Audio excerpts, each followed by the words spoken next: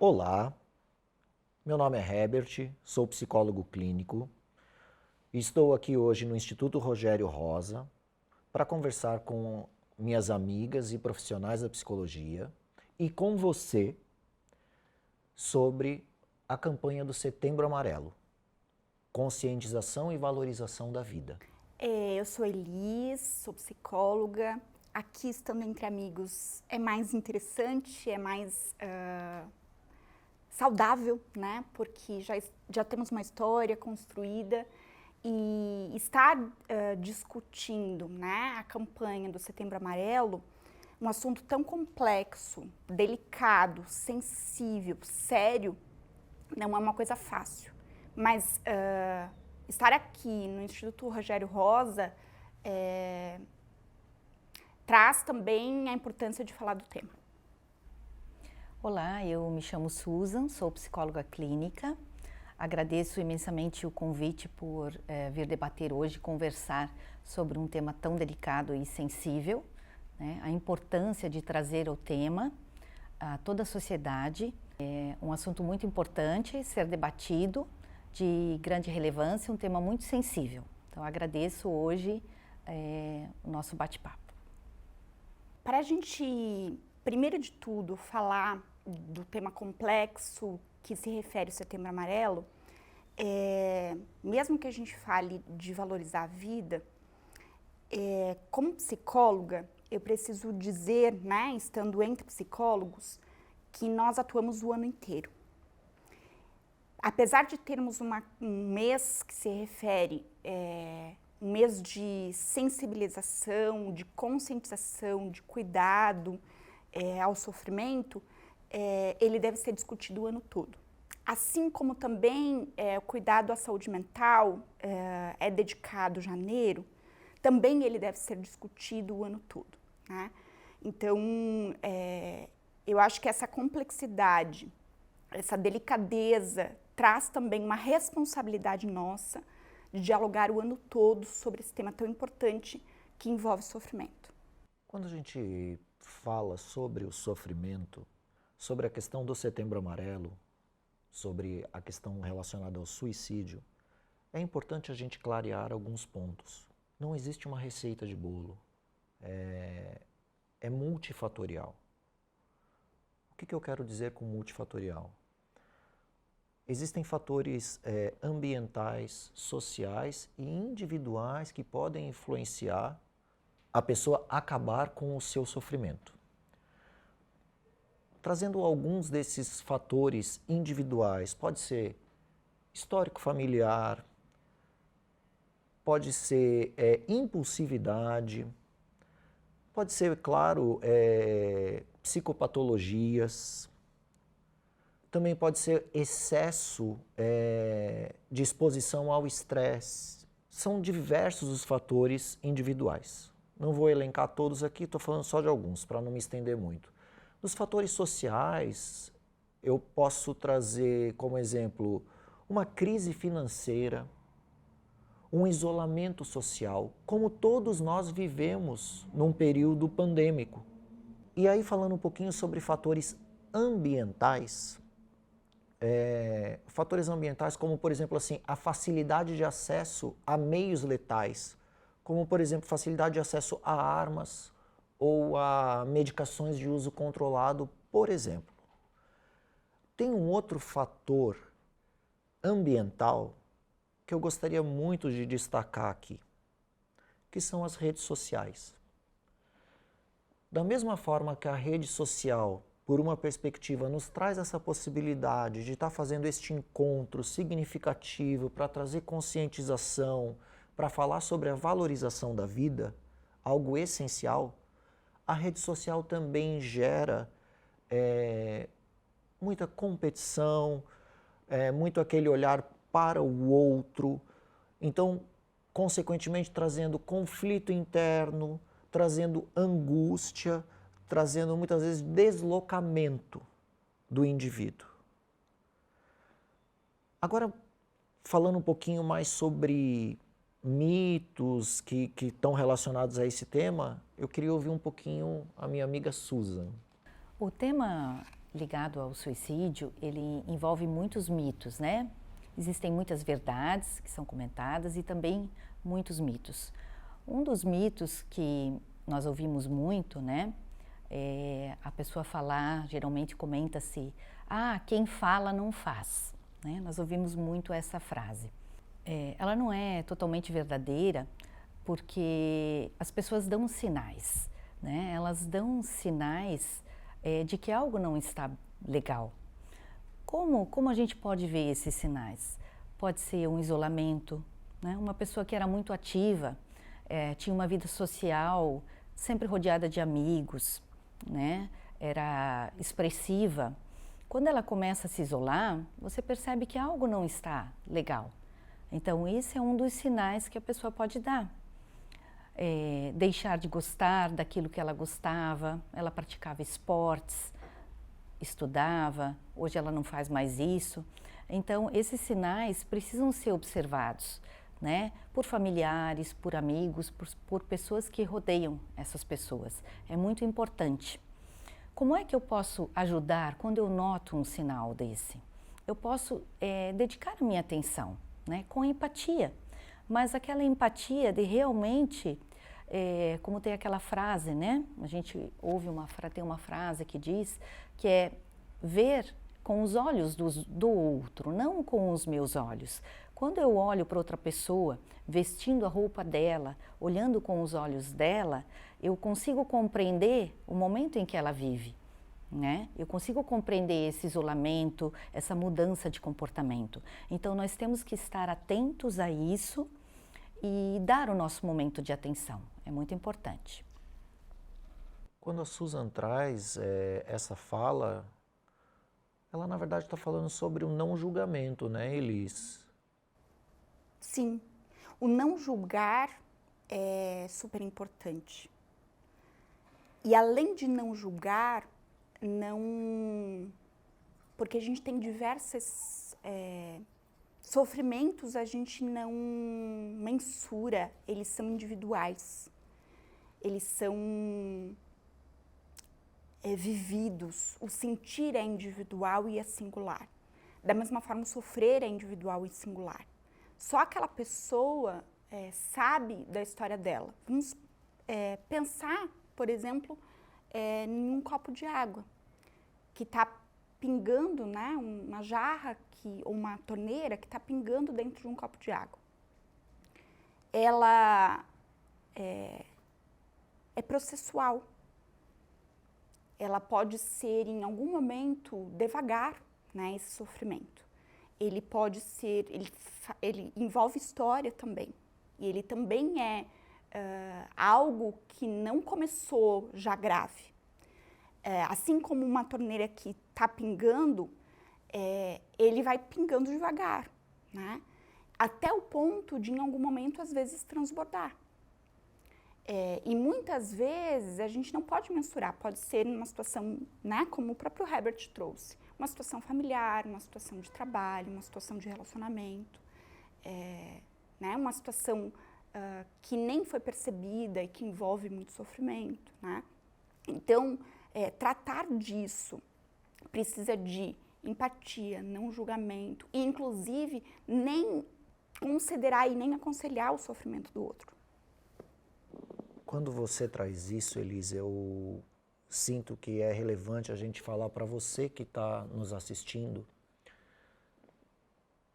sobre o cuidado que você deve ter com as falas quando você conhece alguém que está numa situação de crise.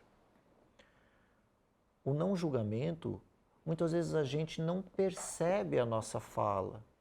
Então, por exemplo, você fala assim, nossa, mas você tem uma vida ótima, por que você está pensando nisso? Essa fala para uma pessoa que está em crise vai ser ainda mais difícil, ela não vai conseguir compreender esta fala, porque ela está num sofrimento extremo. Ou, por exemplo, você trazer um tipo de fala, você não pode fazer isso comigo. Você coloca ainda mais peso e mais culpa naquele sofrimento que a pessoa está tendo. Percebe? Então, neste sentido, é muito importante saber como acolher e perceber os sinais. O importante é falar sobre. Existe todo um tabu, um mito sobre esse tema. Porém, quanto mais ele for falado, dialogado, compartilhado e discutido, mais pode gerar conhecimento, possibilidade e tratamento. Ouvindo o Herbert, é muito interessante a gente parar para pensar que muitas vezes falar de sofrimento pode envolver vergonha, pode envolver receio, pode envolver insegurança e nem se perceber. Inclusive, quando a gente está em sofrimento, né, quando a pessoa está em sofrimento, quando você pode estar em sofrimento, você pode estar em desequilíbrio e muitas vezes nem perceber, né, ter falas confusas que nem se percebe, nem consegue perceber e nem as outras pessoas que estão do teu lado percebem, né? Então, essa escuta atenta, essa escuta de alguém que em algum momento ouve o que o outro está dizendo, pode gerar apoio, mas também é importante uma escuta qualificada. E falando de apoio e de escuta qualificada, né, acho que a gente pode abordar e aprofundar um pouco mais isso. Dentro dessa fala que a Elise e o Herbert trazem com relação ao julgamento, é muito importante pensarmos que a maneira como eu penso é diferente da maneira de como o outro pensa. Então, o que é muito pequeno para mim pode ser muito grande para o outro. É importante a gente ponderar isso, porque às vezes uma situação delicada que acontece, que para mim, aconteceu, ok, vou, como se fala de uma maneira popular, eu toco o barco, amanhã eu acordo, as coisas já passaram. Outras pessoas, elas ruminam isso, né? Elas ficam com essas preocupações, elas não dormem, né? Algumas tiveram alguns traumas passados, então não envolve só um acontecimento, às vezes envolvem uma série de acontecimentos e para elas aquilo se torna um monstro, né? É muito importante a gente colocar também que uma pessoa que tenta o suicídio, no fundo ela não quer morrer, ela só quer parar de sofrer. Eu acho que é uma colocação muito importante. Posso te cortar só um segundo, Susan? Porque na sua fala me veio a lembrança que dentro dos fatores individuais, que eu não falei anteriormente, mas agora eu acho que é muito importante eu trazer, que é a rigidez e a desesperança, que cabem exatamente dentro da sua fala. A pessoa que rumina muito, que tem uma rigidez na personalidade, ela muitas vezes tem dificuldade de tocar o barco. Exatamente. E o barco dela para e fica ancorado no mesmo lugar e vem a desesperança. E ela não sabe lidar com a situação, né? Ela se apavora, se desespera, né? Nós temos aí o desamparo, o desespero, ela entra em pânico, né? Por isso, na maioria das vezes, é muito possível evitarmos essa situação, porque é no momento de desespero e impulsividade, né? Essa impulsividade, quando alguém, algum familiar, alguém próximo percebe, conversa com a pessoa, porque num momento de desespero é como se tudo ficasse escuro. Então a gente não vê luz no fim do túnel. A pessoa está tão nervosa, tão desesperada que ela não consegue enxergar isso.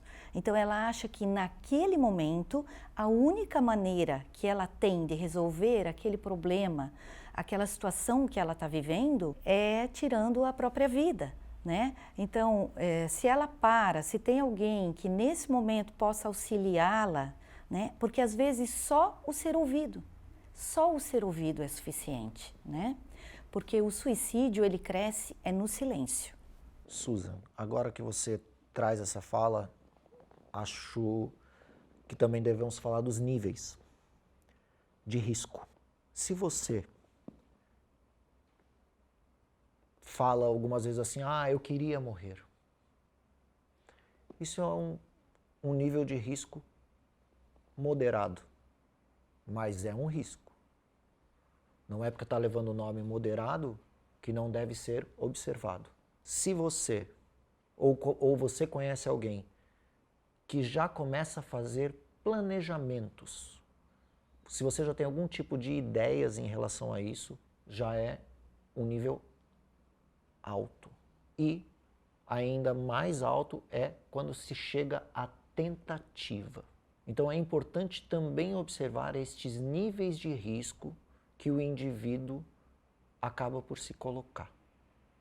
Estava pensando aqui, né? A gente não tem como mensurar e nem mudar o que aconteceu. Mas a gente consegue, com uma escuta qualificada, com a ajuda de um profissional da área da saúde, um psicólogo, um psiquiatra. Por isso que eu estou falando de uma escuta especializada, então qualquer ajuda não ajuda, tem que ser uma escuta especializada. Mesmo que em algum momento haja receio, né, de um profissional psicólogo, você pode procurar um profissional, um enfermeiro, um técnico, né, da área da saúde, que possa, ele já está habilitado a fazer uma escuta humanizada, né? A gente não pode mudar o que aconteceu, mas a gente pode considerar nessa escuta especializada, fazer com que o fardo seja suportável. Então, a escuta é super importante, escuta sem julgamento, escuta qualificada, escuta cuidadosa, né? Porque é um tema complexo, delicado, sensível. Não há receita, porque o sofrer ele sempre, e o sentir é sempre individual. Então, essa escuta possibilita que em alguma coisa mude, que algo se transforme. Né? O falar e o estar junto pode gerar transformação. Sim, e outra coisa muito importante também, a questão do, a pessoa só quer chamar a atenção, mas o ver, né, como hipótese também, que se ela já está fazendo isso, ok, se ela quer chamar a atenção, mas tem algo, existe um fundo por trás desse querer chamar a atenção, porque se eu quero chamar a atenção para algo, algo não está legal. Então, eu tenho que observar o que não está legal, né? Porque às vezes a pessoa não consegue verbalizar o que ela está sentindo. Então, ela acha frases, encontra maneiras de querer realmente que alguém olhe para isso, né? Esse olhar é muito importante. Abordando agora um pouquinho sobre prevenção. A OMS, ela destaca 3 níveis de prevenção. Quais são eles? Universal, seletivo e o indicado. O que vem ser o universal? São campanhas para a população em geral, como um todo.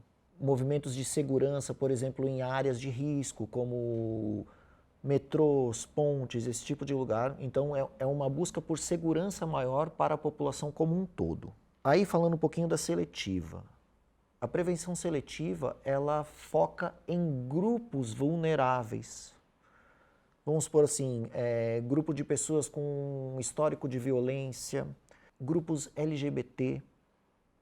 Então, são feitas campanhas e trabalhos para estes grupos em específico também, visando a prevenção.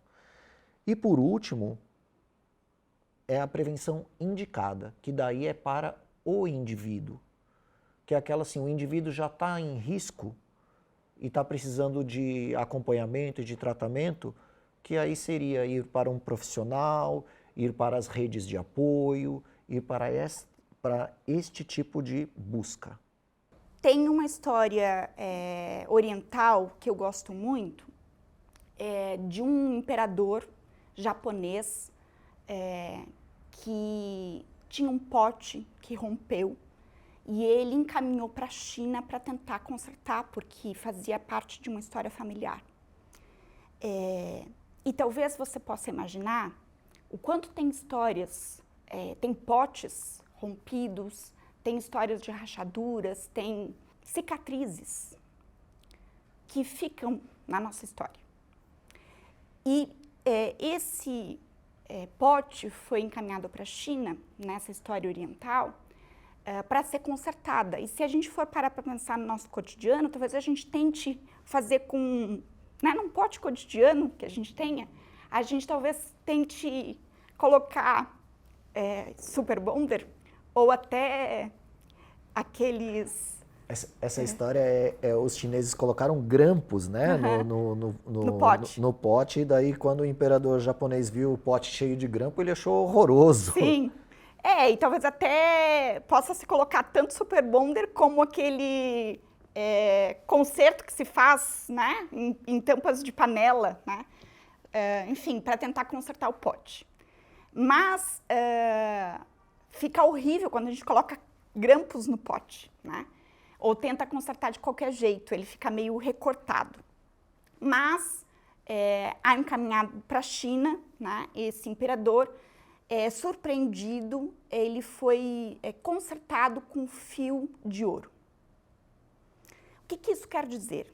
Que por mais que a gente tenha rachaduras, a gente tenha fragilidades, a gente tenha cicatrizes, é possível em algum momento que isso seja olhado com cuidado e seja consertado com fios de ouro, dado muito mais valor e dado muito mais escuta qualificada para toda a tua história, para essas cicatrizes, para essas rachaduras que envolvem a nossa vida, né? Se a gente for para pensar, as cicatrizes, as histórias envolvem todos nós temos cicatrizes, todos nós temos histórias.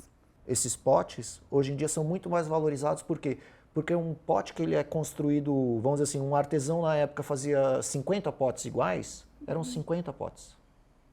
A partir do momento que um pote se quebra e ele consegue ser totalmente colado novamente, o que ele passou a ser? Singular. Único, singular.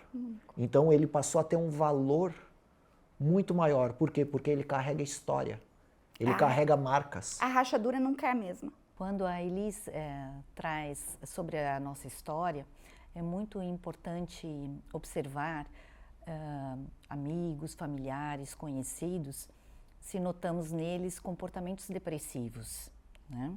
A depressão, ela leva, né, o indivíduo a momentos de tensão, a momentos de desespero e há muita culpabilização, né?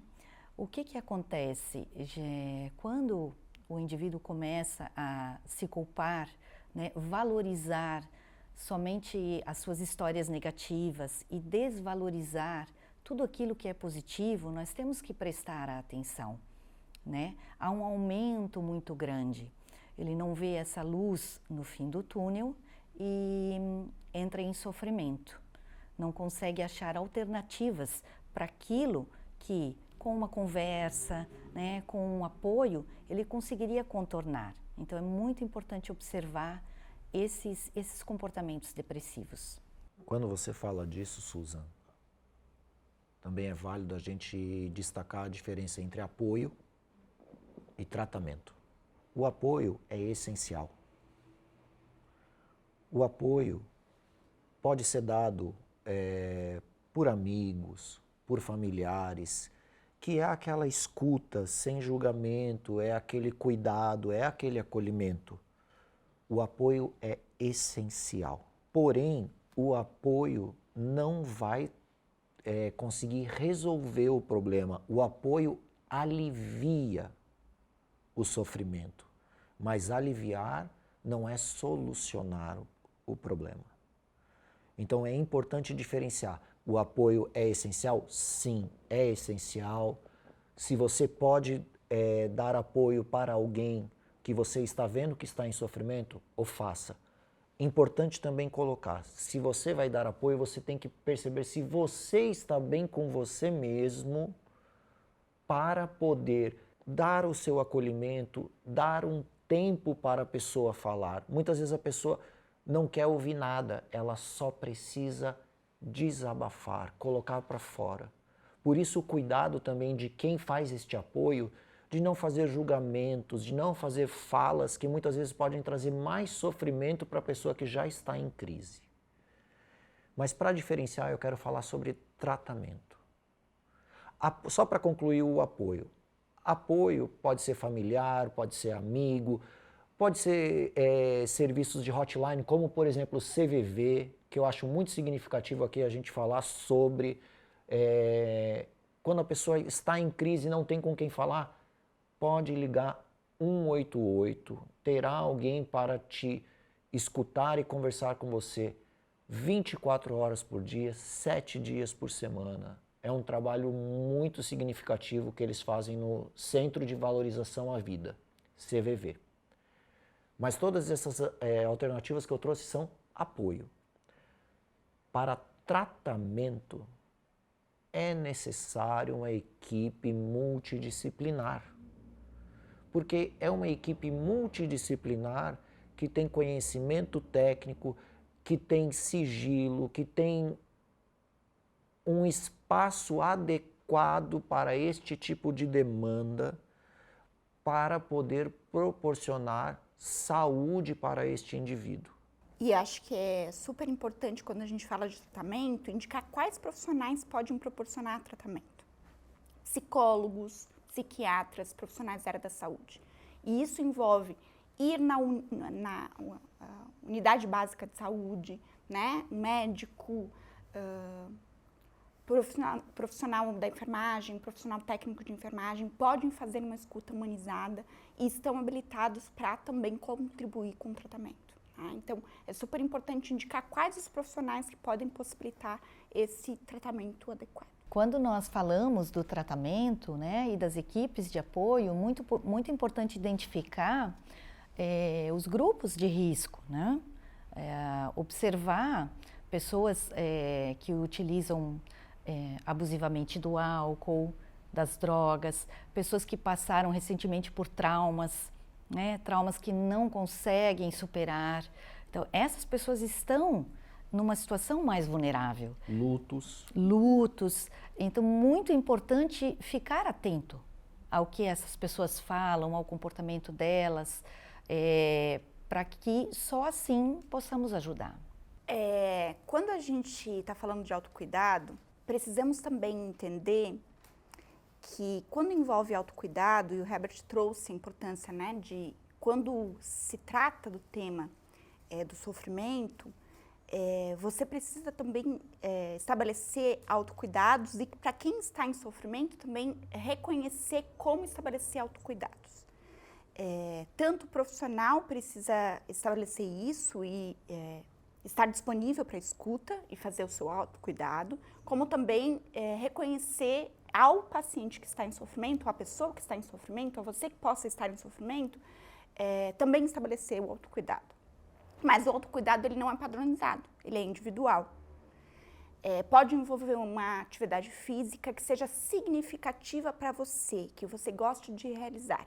Geralmente ela não é padronizada.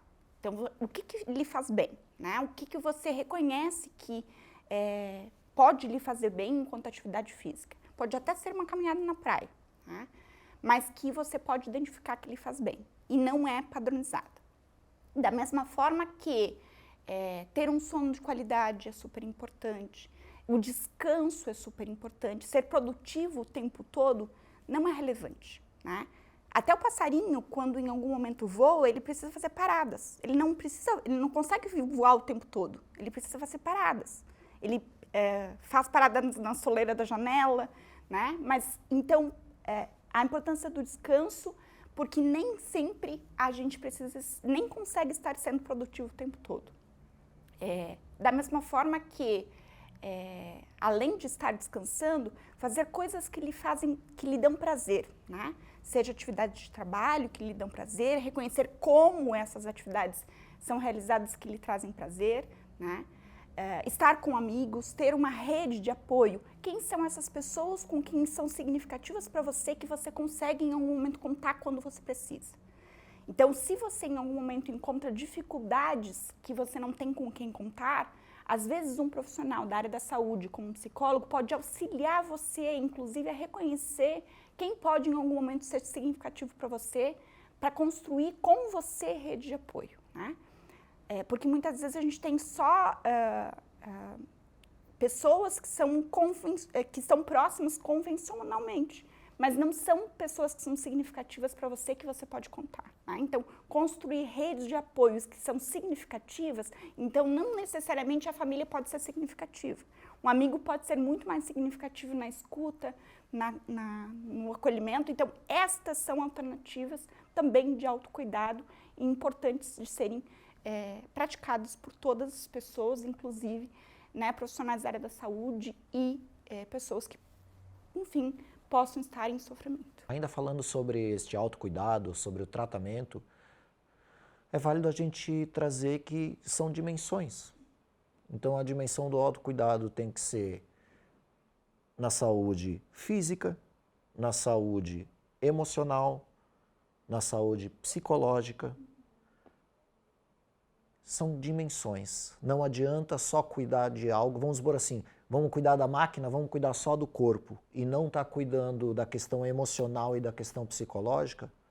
Não adianta ter o corpo bonito e não estar cuidando de outras dimensões do todo que cada um de nós é. Muito importante pensar sobre tratamento em várias dimensões e com uma equipe multidisciplinar preparada para poder fazer este auxílio na busca por saúde. Temos que salientar também a importância desse apoio e do respeito ao luto aos familiares, né, e amigos e conhecidos que vivenciam isso, né? É um luto diferente, porque é um luto onde perguntas pairam, né? Respostas que não vêm, não são respondidas, porque nós não conseguimos encontrar essas respostas. Então, há uma raiva, há uma culpabilização enorme de amigos, de familiares, né? Há muita dor envolvida nesse processo. Então, muitos familiares adoecem frente a isso. Então, observar como é o andamento de amigos, da família, frente a essas situações é muito importante. Muitos adoecem, né, por não dar conta daquilo. A culpabilização, ela, aos poucos, ela leva o indivíduo ao isolamento, né? Então, os familiares vão se isolando, existe a vergonha, né, julgamentos. Então, muito importante que essa família, que esse grupo seja assistido, né, por profissionais que possam ajudar, é muito importante. Queria dizer para você que nós estamos aqui hoje reunidos na intenção de deixar a mensagem que é possível, que nós respeitamos e compreendemos que você pode estar em sofrimento, ou você pode conhecer alguém que está em sofrimento e em crise. Mas é possível, com tratamento, com acolhimento, com cuidado, com dedicação, é possível superar esta dificuldade e este desafio. Agradeço e te sugiro, fale sobre. Não tenha medo. Não se preocupe com o julgamento alheio. Pense em você. Pense o quanto é importante a vida. Quando a gente está em sofrimento, é muito delicado, envolve cuidado para falar sobre o tema. E talvez você esteja vivenciando essa situação. E acho que é importante dizer onde procurar ajuda. Nas instituições, nas faculdades, nas universidades, você pode ligar para o telefone convencional das universidades. Você procura diretamente no site o telefone convencional das universidades e procura o serviço de psicologia. Ele funciona em horário comercial, geralmente à tarde e noite. Seja aonde você reside, certamente vai ter um curso de psicologia do qual você pode procurar gratuitamente este atendimento, seja para você, seja para um familiar. Da mesma forma, 24 horas, o Centro de Valorização à Vida, CVV, funciona gratuitamente para você poder ligar se você está em sofrimento e precisa conversar com alguém. Você pode ligar 188 para o CVV, sempre vai ter alguém para te escutar. Então é super importante que você saiba disso, alternativas gratuitas de como procurar ajuda. Para os moradores de Balneário Camboriú especificamente, também é importante lembrar que temos o Sistema Abraço, que também faz esse mesmo serviço de plantão 24 horas através do WhatsApp. Se você está em crise, entre em contato com o telefone do Abraço à Vida, que eles irão te escutar, irão te acolher e, se necessário, irão até você. Muitas universidades, muitas faculdades oferecem, né, dentro do seu campo, dentro do campo da psicologia, oferecem atendimento gratuito também. Se você procurar uma universidade, faculdade da sua cidade, você pode se informar, que você entra numa lista, às vezes ela é rápida. Se você está num momento de crise, existem estagiários, existem professores que podem te ajudar. Ainda lembrando, existem outras formas na própria rede de saúde pública. Você pode procurar as UBSs, você pode procurar as unidades do CAPS, você pode procurar hospitais públicos. Todos estes locais farão um acolhimento inicial e, se necessário, te encaminharão até um profissional competente para o cuidado com você. As políticas desenvolvidas, né, visando também as pessoas em situação de desemprego, né, muito importante. O desemprego é um momento que o indivíduo vive de muita vulnerabilidade, né? Políticas voltadas a isso, políticas voltadas para escolas, né? Situações de trabalho, abuso de drogas, álcool, tudo isso, toda essa conscientização, esse trabalho voltado é super importante, porque lá na frente nós estamos evitando problemas maiores. Já que estamos falando do Setembro Amarelo, é muito importante colocarmos também que em setembro nós temos o Setembro Roxo, que se refere à conscientização da fibrose cística. A fibrose cística é uma doença genética, né, que acomete muitas crianças, uma doença sem cura. Utilizamos o setembro para divulgação e conscientização da doença. Como temos um número menor, né, de portadores da doença, necessitamos sempre de ajuda, conscientização. Cada estado possui uma associação, né, Associação de Assistência ao Mucoviscidótico. O tratamento é muito caro, ele é para a vida toda. Existem medicações, o paciente mucoviscidótico, ele toma muitos medicamentos, necessita de fisioterapia, tratamento respiratório, uma equipe multidisciplinar que atende. Então, é muito bacana também falarmos sobre e estarmos atentos a esse assunto, também de grande relevância.